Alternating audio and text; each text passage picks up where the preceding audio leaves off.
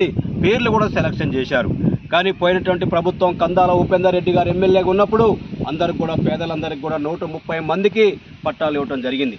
మరి ఆ పట్టాలు ఇచ్చి ఇప్పటికీ సంవత్సరన్నర కావస్తున్నా కనీసం వాళ్ళకి ప్లాట్ ఎక్కడుంది, నెంబర్ యాడుంది చూపించే పరిస్థితి లేకుండా పోతా ఉంది. అందుకు స్పందించి ఇప్పటికైనా మొత్తం పేదలందరికీ ఇళ్ల స్థలాలు ఇవ్వాలని, ఎవరికైతే ఇంటి పట్టా స్థలం ఇచ్చారో వాళ్ళకి సంబంధించినట్టు అందరికి కూడా పొజిషన్ చూసి వాళ్ళకి నెంబర్ చూపించి పట్టా మీదకి భూమి మీదకి తోలాలని చెప్పేసి సిపిఎం పార్టీ డిమాండ్ చేస్తుంది. ఈ సందర్భంగా సిపిఎం పార్టీ ప్రతినిధి బృందం ఈ ప్లాట్లను ఈరోజు సందర్శించడం జరిగింది.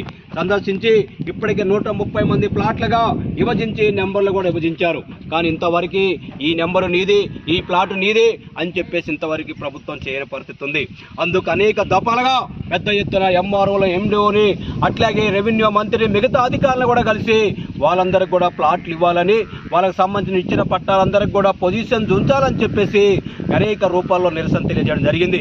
ఇప్పటికైనా ప్రభుత్వాన్ని అడుగుతా ఉన్నాం, అయ్యా పట్టాలు ఇచ్చారు, పేదలు ఒక్కొక్క ఇంటిలో 3-4 నివసిస్తున్న పరిస్థితి ఉంది.